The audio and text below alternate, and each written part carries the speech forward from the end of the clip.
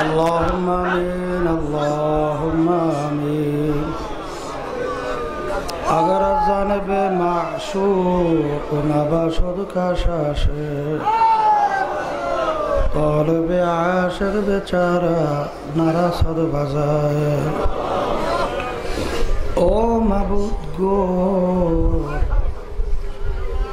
এক ফোঁটা পানি দিয়াই বনি আদমকে বানায়া এই দুনিয়াতে কয়েকদিন ঘুরাইয়া ফিরাইয়া আবার অন্ধকার কবরে নিয়ে যাইবেন। এই দুনিয়াতে আর কাহাকেও থাকতে দিবেন না। ভাই বলি বন্ধুরে বলি কেউ তো আপন না। ভাবিয়া চিন্তা করিয়া দেখিলাম মাওলা ওই অন্ধকার কবরে আপনি ছাড়া কেহ আপন হবে না। ربنا آتنا في الدنيا حسنة وفي الآخرة حسنة وقنا عذاب النار رب ارحمهما كما ربياني صغيرا سبحان ربك رب العزة عما يصفون وسلام على المرسلين والحمد لله رب العالمين وعليكم السلام ورحمة الله الحمد لله الحمد لله نحمده ونستعينه ونستغفره ونؤمن به ونتوكل عليه ونعوذ بالله من شرور أنفسنا من يهده الله فلا مضل له ومن يضلله فلا هادي له ونشهد أن لا إله إلا الله وحده لا شريك له ونشهد أن محمدا عبده ورسوله أما بعد فأعوذ بالله من الشيطان الرجيم بسم الله الرحمن الرحيم يا أيها الذين آمنوا اتقوا الله حق تقاته ولا تموتن إلا وأنتم مسلمون صدق الله العلي العظيم সবাই দুরূদ শরীফ পড়ি আল্লাহুম্মা সাল্লি আলা সাইয়্যিদিনা হাবিবিনা মাওলানা মুহাম্মদ সাল্লাল্লাহু আলাইহি ওয়া আলা আলিহি ওয়া আসহাবিহি ওয়া বারাকা ওয়াসাল্লাম আল্লাহুম্মা সাল্লি আলা সাইয়্যিদিনা নাবিয়িনা শাফি'না حبيبنا ومولانا محمد صلى الله عليه وعلى آله وأصحابه وبارك وسلم اللهم صل على سيدنا ونبينا شفيعنا وحبيبنا ومولانا محمد صلى الله عليه وعلى آله وأصحابه وبارك وسلم শুকরিয়া আদায় করতেছি মহান রব্বুল আলামিনের দরবারে।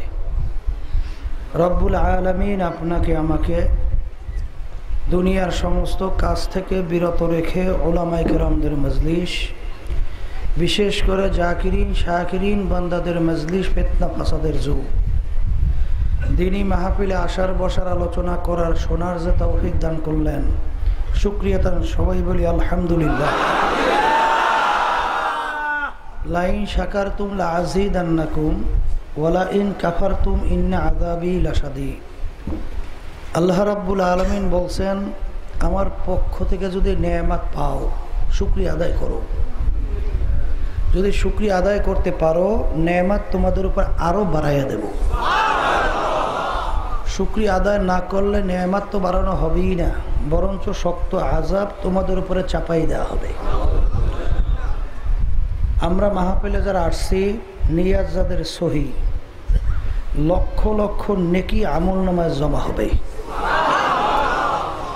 একটা নেকির কত মূল্য আল্লাহ রসুল ইঙ্গিত করে বলছিলেন, অহুদ পাহাড় পুরাপুরি যদি স্বর্ণের হয়ে যায় যত মূল্য হবে, তুলনা ছাড়া একটা নেকির মূল্য অনেক বেশি। নেকির মূল্য আজকে আমাদের কাছে নাই, কারণ নেকি দিয়ে তো বাজারে কিছু সদাই করা যায় না। কিন্তু চক্ষু বন্ধ হওয়ার পরে নেকির বাজার চালু হবে। একটা নেকির তখন কত মূল্য হবে, যার ঠেকা বাজবে সেই বুঝবে। আর দুনিয়া মাজরাতুল আখিরা, এই দুনিয়াটা হইল নেকি কামাই করার বাজার।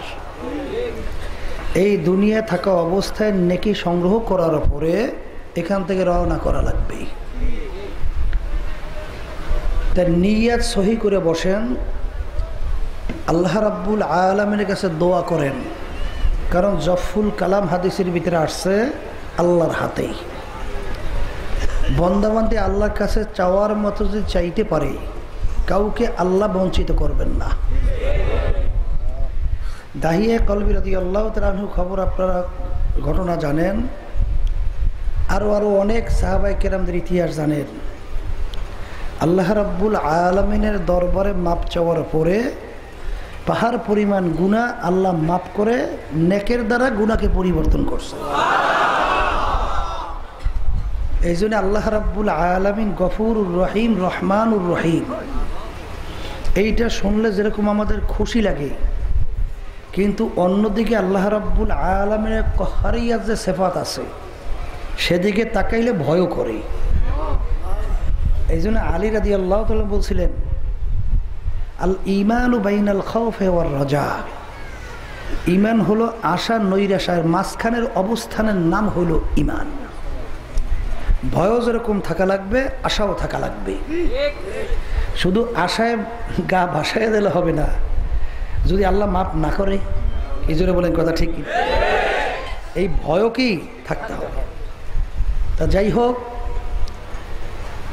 আব্বাজান রহমাতুল্লাহি আলাই চরবনের জমিনে শুয়ে আছেন। আব্বাজান বলতেন, ওয়াজ জানে না এরকম লোক বুঝদারের মধ্যে নাই বললেই চলে।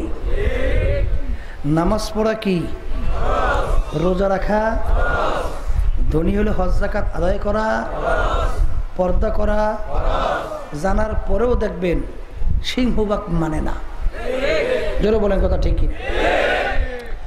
নামার পিছনে অনেক কারণ থাকতে পারে, তার ভিতরে একটা হইতে পারে পুরোপুরি বিশ্বাস আসে নাই। জোরে বলেন কথা ঠিক।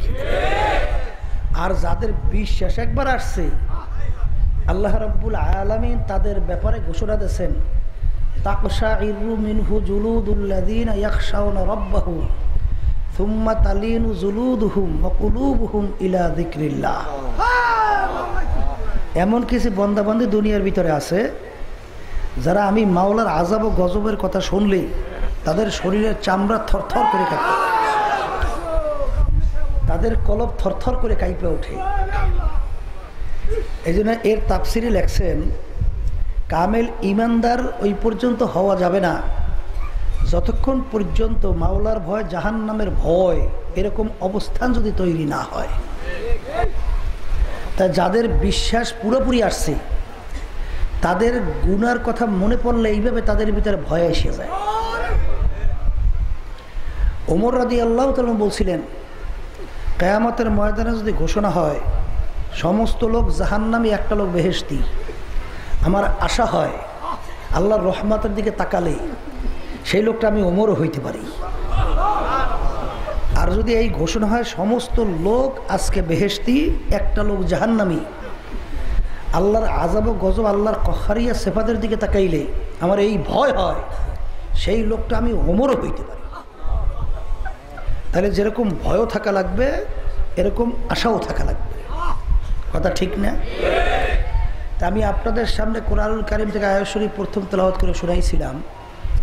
আল্লাহ রাব্বুল আলামিন বলছেন, হে ইমানদারেরা, যারা নাকি ইমানদার না তাদেরকে আল্লাহ বলে নাই, তাদেরকে বলছেন এখন ইমানদারেরা আমাকে তোমরা ভয় করো, ভয় করার মতো ভয় করো। ইমানদারদেরকে আল্লাহ বলছেন। এখন ইমানদার কারা? ইমান শব্দের তো বিশ্বাস। বিশ্বাস তিন জিনিসের নাম। কয় জিনিস? মুখে স্বীকার করা লাগবে আল্লাহ কয়জন, অন্তরে কাজের দ্বারা, অর্থাৎ মুখে আল্লাহ এক, অন্তরে আল্লাহ এক, কাজের দ্বারা আল্লাহ এক। যখন এই অবস্থান তৈরি হবে সে হলো ইমানদার। জোরে বলেন কথা ঠিক কিনা? আল্লাহ রাব্বুল আলামিন ইমানদারদেরকে বলছেন আমাকে ভয় করো, ভয় করার মতো ভয় করো। আল্লাহ রাব্বুল আলামিনকে ভয় করার মতো ভয় করা এটা কিন্তু কোনো মানুষের দ্বারা সম্ভব না। এই জন্য বলেন কথা ঠিক কিনা? এই জন্য দেখবেন তাফসীরের ভিতরে লেখছেন সাধ্য অনুযায়ী আল্লাহকে ভয় করা। তোমার যতদূর সাধ্য আছে ওই অনুযায়ী ভয় করা লাগবে। আর ভয় জিনিসটা কি? আত-তাকওয়া মেলাকুল হাসানাত, সমস্ত নেকির মূলই হইল খোদা ভীতি। যদি আল্লাহর ভয় না থাকে ওই নেকির মূল্য নাই। কথা বোঝেন নাই? তাহলে সমস্ত নেকির মূল কি? আল্লাহর ভয় ভিতরে পয়দা হওয়া। আল্লাহর ভয় যদি ভিতরে একবার পয়দা হয় ওই বন্দাবান্দির জীবনের সমস্ত আমূল পরিবর্তন ঘটে যায়। এই জন্য রমজান মাসের ভিতরে আল্লাহ রাব্বুল আলামিন রোজা ফরজ করছেন আমাদের জন্য। কেন? লাআল্লাকুম তাত্তাকুন, এর মাধ্যমে আল্লাহর ভয় তোমাদের ভিতরে পয়দা হবে। কথা ঠিক না? ওয়ালা তামুতুন্না ইল্লা ওয়া আনতুম মুসলিমুন। এরপরে আল্লাহ বলতেছেন খবরদার মুসলমান না হইয়া কেউ মরিও না। কে বলছেন? এখন এই কথা শোনার পরে তো আমাদের খুশিই লাগে, আমরা তো মুসলমানই। কি বলে কথা ঠিক না? কি আমার নাম আব্দুর রহিম, আব্দুল করিম, রেজাউল করিম, সব মুসলমানের নাম না? তাহলে আমরা মুসলমানের ঘরে জন্মগ্রহণ করছি, পরিচয় দেব কি? কথা কন না? মুসলমান না? আল্লাহর বান্দারা, ও পর্দা আলে মা বোনেরা, মুসলমানের ঘরে হইলেই মুসলমান হওয়া যায় না। যদি মুসলমানের ঘরে জন্মগ্রহণ করলেই মুসলমান হওয়া যায়, নূহ আলাইহিস সালাতু ওয়াস সালামের ঘরে জন্মগ্রহণ করছিল কেনান, কাফের। এই জন্য বলেন কথা ঠিক কিনা? নবী বলছিল তুমি আমার সঙ্গে নৌকায় উঠো। বলে কি বলে আব্বা, কেন নৌকা উঠবো? বলে বন্যা হবে, পানির সব শেষ হয়ে যাবে। বলে কি মরুভূমিতে পানি আসবে কোথা থেকে? কথা বলছেন? কিন্তু ওই পানির বন্যায় একমাত্র আল্লাহর রহমত ছাড়া বাঁচার কারক শক্তি থাকবে না, ছিল না।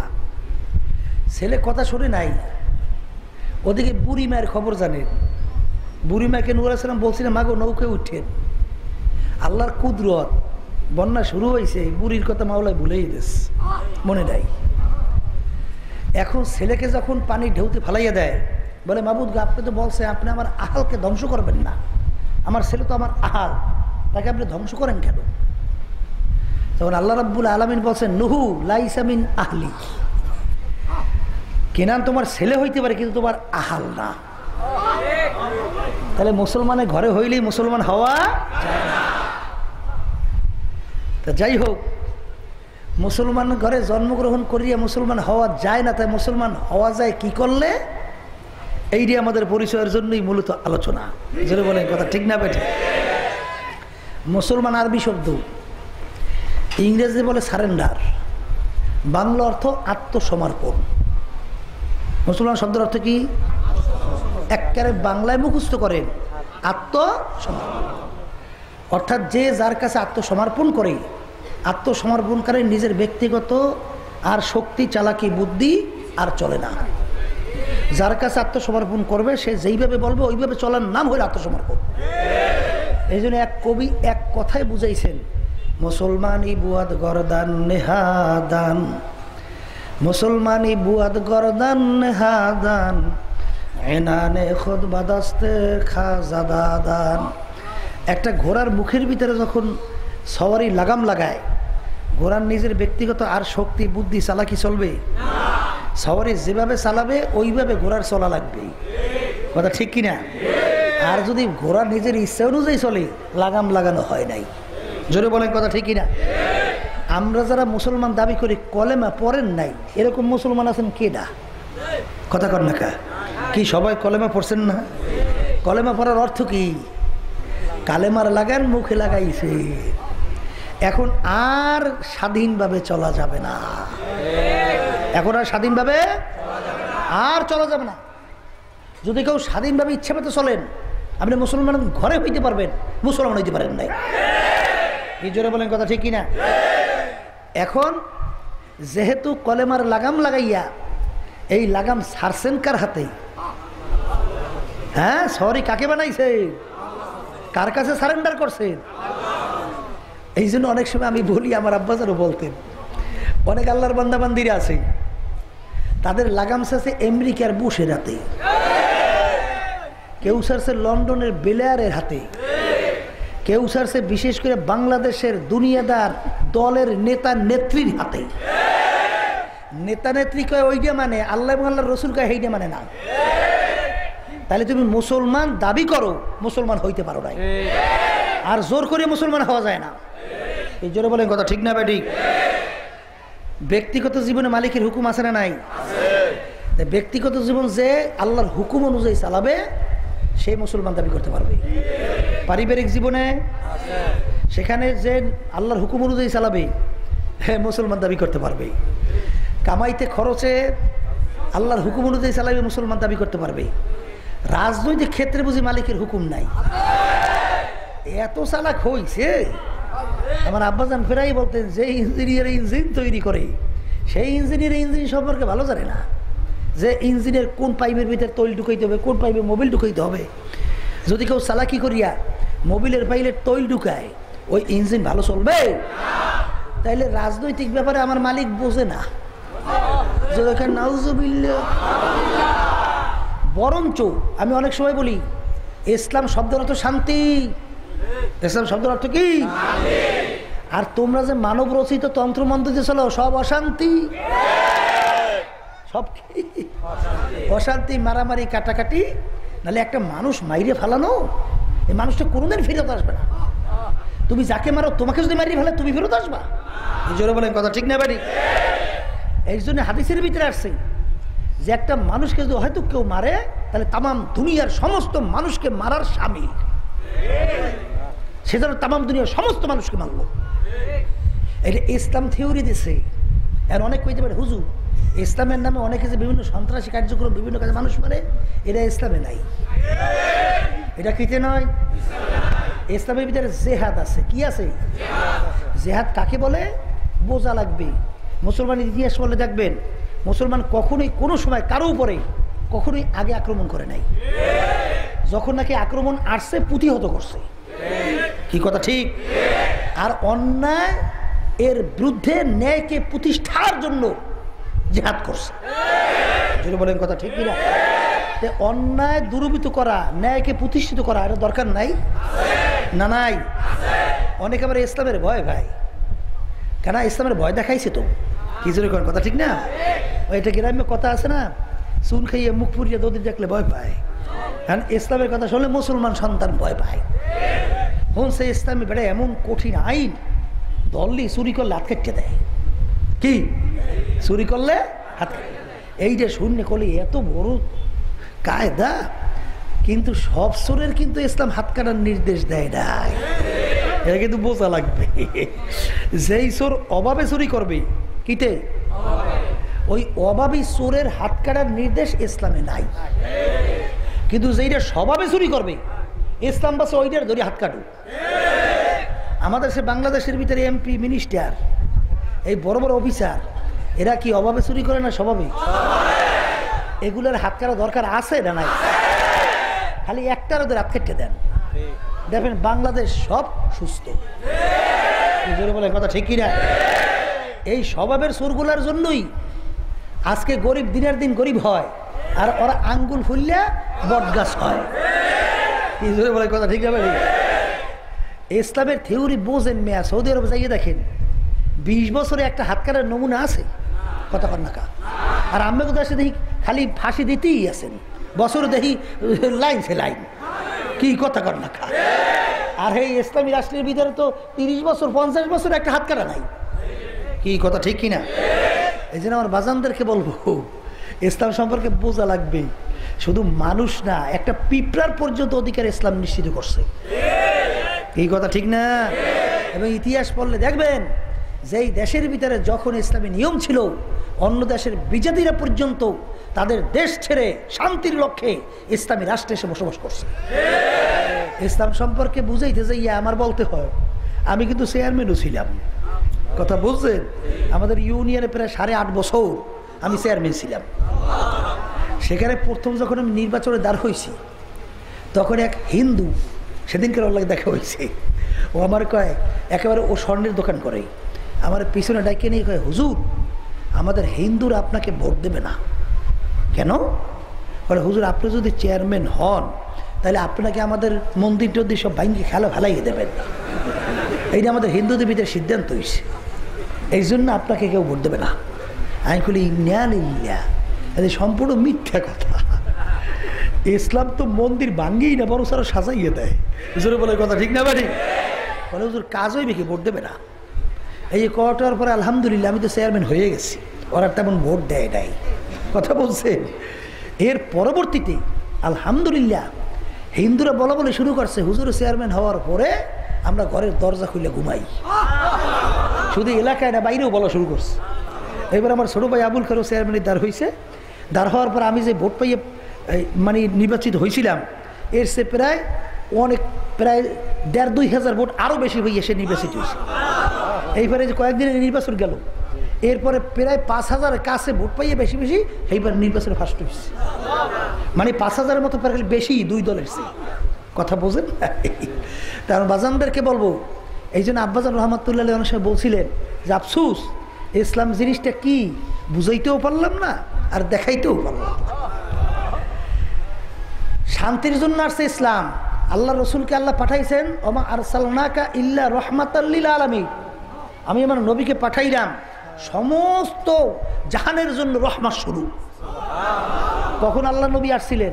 যখন এই কি বংশে বংশেই কোফাকুই মারামারি, বংশক্রমে যদি কেউ মারা যাওয়ার উপক্রম হইতো, ছেলের ওসিয়াত করত, আমি প্রতিশোধ নিতে পারি নাই, তুমি নিও।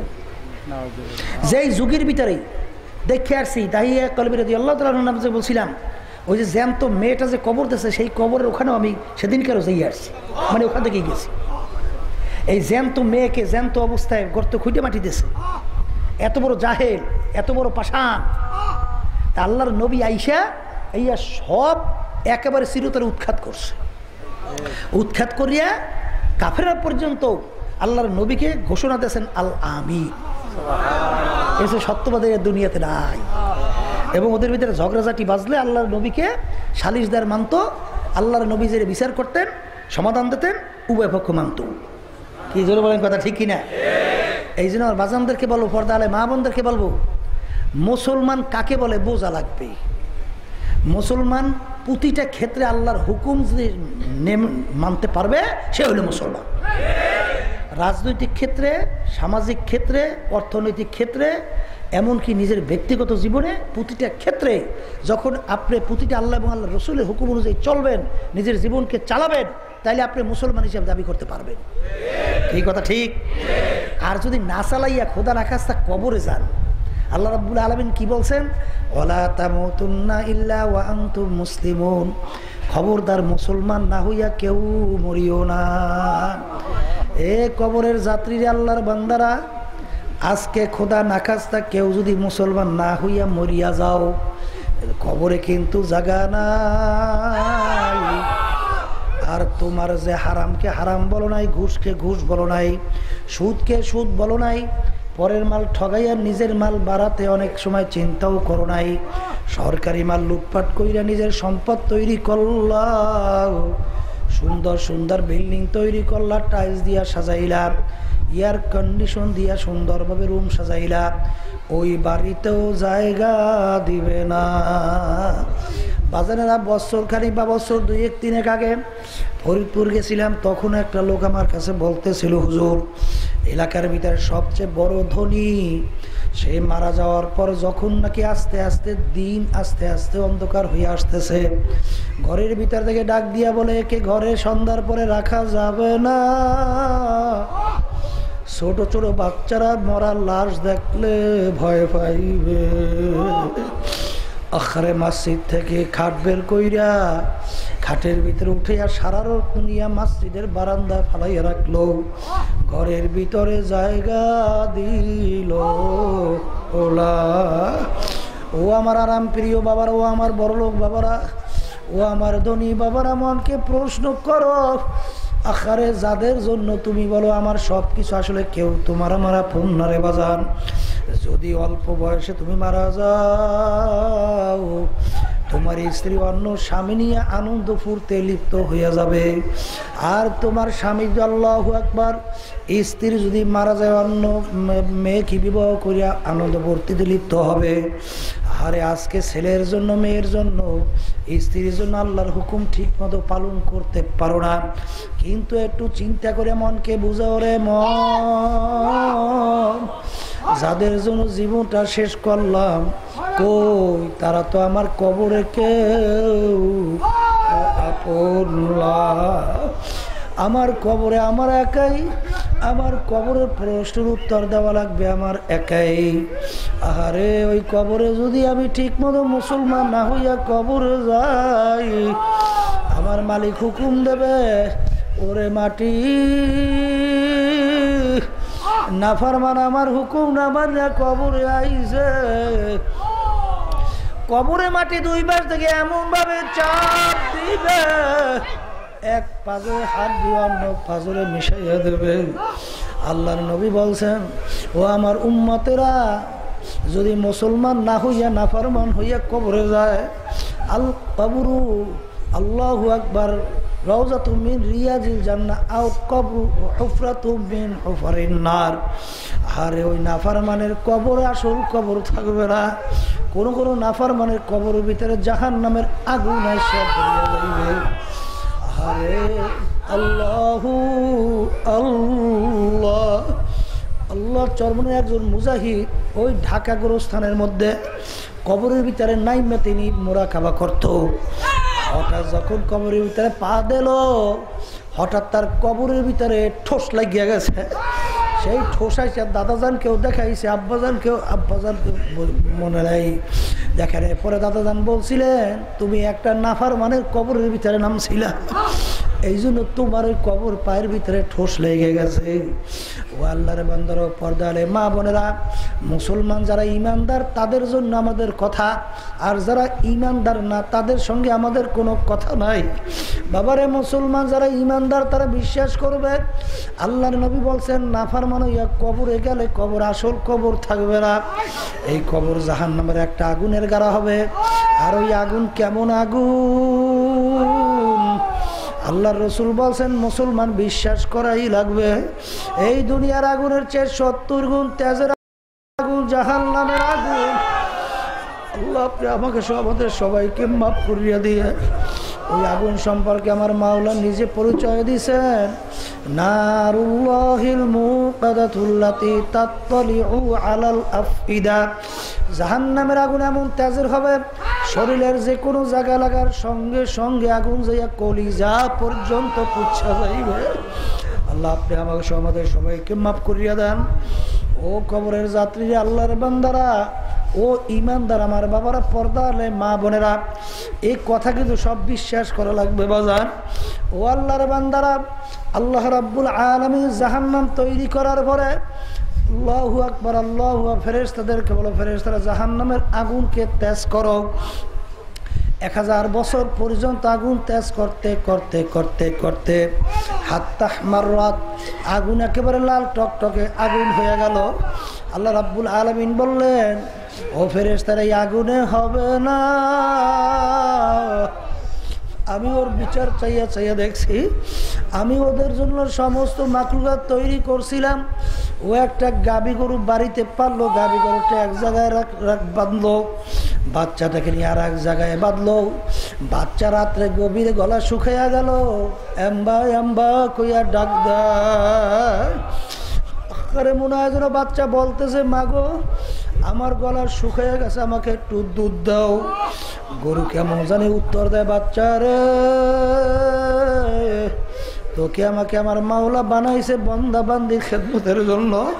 বন্দা বান্দি ভোরবেলা তোমার আমার বান্দার থেকে দুধ দোহাইয়া নিয়ে যাওয়ার পরে যতটুকু বাকি থাকবে খাইয়া মাওলার শুকরিয়া আদায় করবি। আল্লাহ রাব্বুল আলামিন ডাক দিয়ে বলে, ফেরেশতা, আগুনে হবে না। ওই বাচ্চাটাকে আমি দুধ না খাই, ওকে আমি পান করাইলাম। আগুন আরো তেজ করো।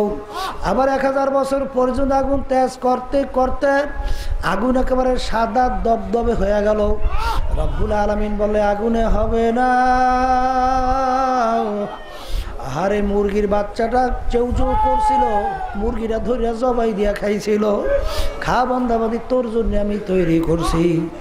আবার 1000 বছর পর্যন্ত আগুন তেজ করতে করতে হাত্তাস ওয়াদ্দাত, আগুন একেবারে কালো অন্ধকারের মতো হয়ে গেল। আরে জাহান্নামের আগুন এখন এই অবস্থায় আছে। ওই আগুন এখন এমন তেজের আগুন, আজকে দুনিয়ার আগুন তেজ করতে করতে করতে লোহা গলাবার জন্য কত সেলসিয়াস ডিগ্রি পর্যন্ত পৌঁছানো যায়, এরপরে আর আগুনের তেজ বাড়ানো যায় না। ঠিক বাজানেরা বলবো, আজকে দুনিয়ার আগুন যদি তেজ করতে করতে করতে করতে লোহা পর্যন্ত গলাইয়া ফেলায়, জাহান্নামের আগুন তেজ করতে করতে করতে করতে আগুন একবারে অন্ধকার কালো। আল্লাহু আল্লাহ, ওই আগুন কেমন তেজের আগুন। আজকে দুনিয়ার আগুন জ্বালাইতে নরম নরম জিনিস দিয়ে জ্বালানো লাগে, আর জাহান্নামের আগুন এমন তেজের হবে। আল্লাহ রাব্বুল আলামিন ঘোষণা করছেন, ওয়াকুদুহা নাসু আল হিজারা উইদ্দাত লিল কাফিরিন। জাহান্নামের আগুন এমন তেজের হবে, ওই জাহান্নামের আগুন জ্বালাইবি মানুষ এবং পাথর দ্বারা। বাবারে, আসলে তোমার আমার চেষ্টাও নাই, এর চিন্তাও নাই, এর জন্য চেষ্টাও নাই। মুসা নবী আলাইহিস সালাম রওনা করলো মাওলার সঙ্গে দেখা করার জন্য। পথের মধ্যে দেখে একটা পাথর যার যার কাঁদতে আছে। মুসা নবী বলে, পাথর তুমি কেন কান্দো? পাথর বলে, নবী আপনি কোথায় রওনা করছেন? মাওলার সঙ্গে দেখা করার জন্য। মাওলার কাছে বললেন, মাবুদ গো, ও জায়গায় পাথর কান্দে তোমার ভয়, তোমার জাহান্নামের ভয়, জাহান্নাম থেকে পাথর মাপ চায়। আল্লাহ রাব্বুল আলামিন বলল, মুসা বলল পাথরকে, তোকে আমি জাহান্নামের আগুনে জ্বালাবো না। নবী মুসা বলল, পাথর তোর কপাল ভালো, তোর কান্না আমার মাওলা কবুল করছে। পাথরে কান্না বন্ধ হয়ে গেল। পরদিন কিছুদিন পরে আবার যখন রওনা করলো, দেখে পুনরায় আবার পাথর কান্দে।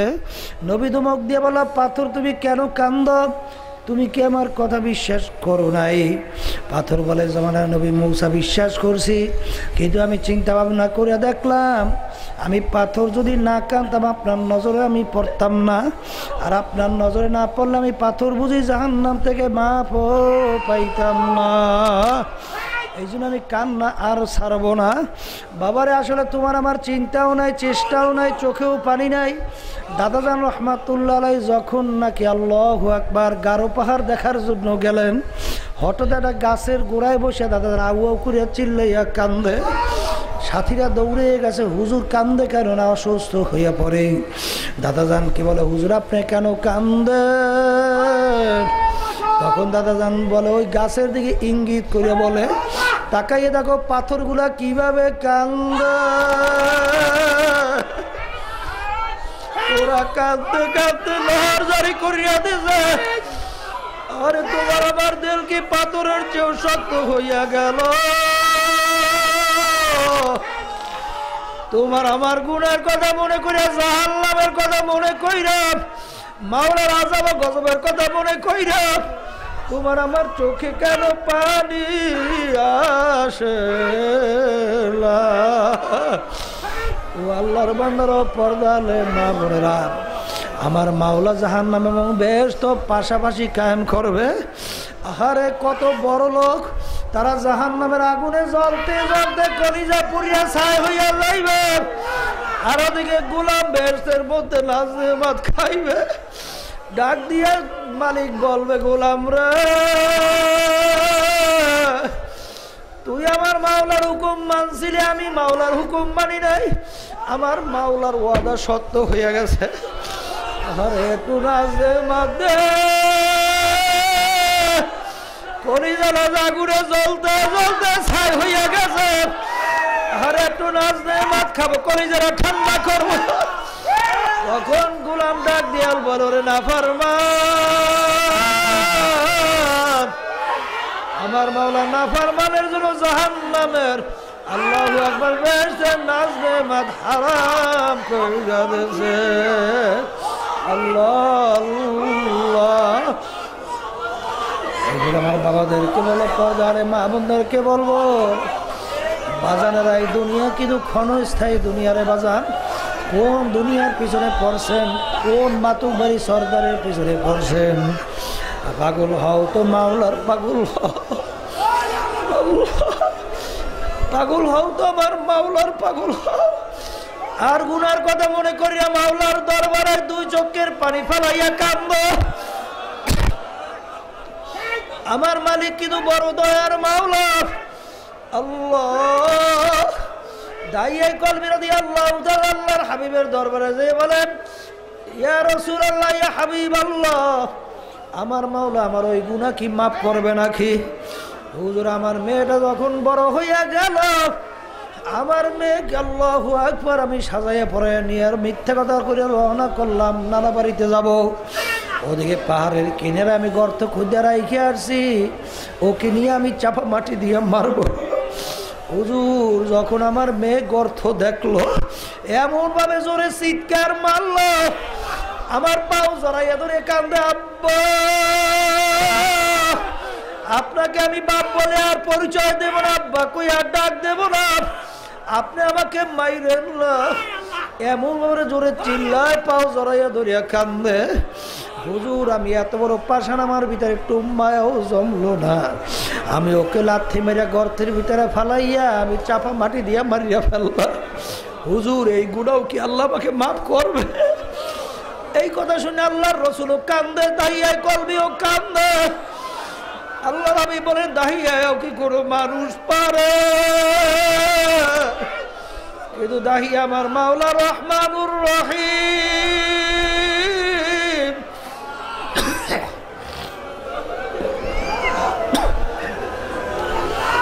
আমার মাওলা গফুরুর রহিম। মাপ চাওয়ার মতো যদি চাইতে পারো, আমার মাওলা তোমার এই গুনাহও মাফ করিয়া দিবে। বাজানদেরকে বলো, পর্দালে মা বোনদেরকে বলবো, ওয়ালা তামুতুন্না ইল্লা ওয়া আনতুম মুসলিমুন, খবরদার মুসলমান না হইয়া কেউ মরিও না। আমি আমার বাজানদেরকে বলো, পর্দালে মা বোনদেরকে বলবো, এই দুনিয়া সম্পর্কে একটু মাঝে মধ্যে একটু মোরাকাবা করেন, একটু চিন্তা করেন। মন কি বুঝো না রে মন, কোন দুনিয়ার পিছনে পড়লাম, কোন দুনিয়ার আনন্দ ফুর্তির পিছনে পড়লাম, কত লোক দেখলাম, কত নেতা দেখলাম, কত ধনী দেখলাম, কত ক্ষমতা সম্পন্ন দেখলাম, কই আজকে তাদের কবরের পাশে হু হাও শব্দ নাই। কত বাদশা দেখলাম, কত রাজা দেখলাম, আরে ডাক্তার চিকিৎসা করলো, ডাক্তারও নাই, রুগীও নাই, দোকানদার বিক্রি করলো মাল, দোকানদারও নাই, ক্রেতাও নাই।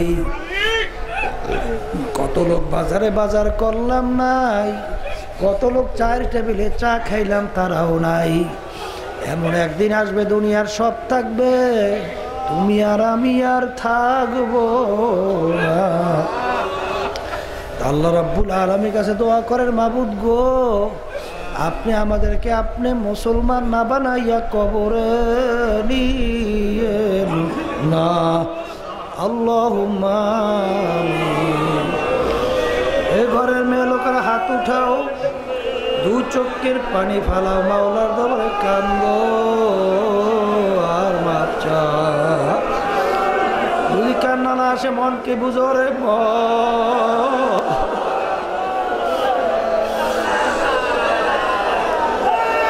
ঘরের দরজা দিয়া নতুন বউ হইয়া উঠছ, কত মেয়ে লোকের শরবত খাওয়াইলো, কত মেয়ে লোকে বাতাস করলো, আবার এমন একটা দিন আসবে এই ঘরের দরজা দিয়ে মরা লাশ হইয়া বের হওয়া। ছেলে কান্দে মা মা করে, মেয়ে কান্দে মা মা করে, রক্ত আর দিবানা। ও মাবুদ, আপনি তো এই মাঠের দিকে চাইয়া দেখে আপনার বন্দারা কিভাবে কান্দে। আমাদের ছেলেও মরে নাই, মেয়েও মরে নাই, গুনাহ করে বসছি রে, মাফ করে দেন গো মাওলা, মাফ করে দেন। আল্লাহর বান্দারা জোর করে কান্দেন, জোর করে কান্দো। সন্তান মারা গেলে চোখে পানি আসে, সম্পদ নষ্ট হলে চোখের মধ্যে পানি আসে। তোমার আমার জাহান্নামের আগুন জ্বলছে, চোখের পানি ছাড়া চোখের পানি ঠান্ডা হবে না। মাহবুব যাদের ছেলে মাহফিল হইল, তারা মাহফিলে আমি সাহায্য করলো, আমরা যারা মাহফিলে উপস্থিত হয়ে গেলাম, সবাইকে খাস মেহেরবানি নজর করেন। আমাদের হাত তুলছে, আমাদের আম্মা আব্বা দাদা দাদুর আমার আত্মীয় স্বজনরা কবরে শুয়ে রয়েছে, সবাই কবরকে বেহেশতের বাগান বানায় দেন। সুবহান রাব্বিকা রাব্বিল ইজ্জাতি আম্মা ইয়াসিফুন ওয়া সালামুন আলাল মুরসালিন ওয়ালহামদুলিল্লাহি রাব্বিল আলামিন।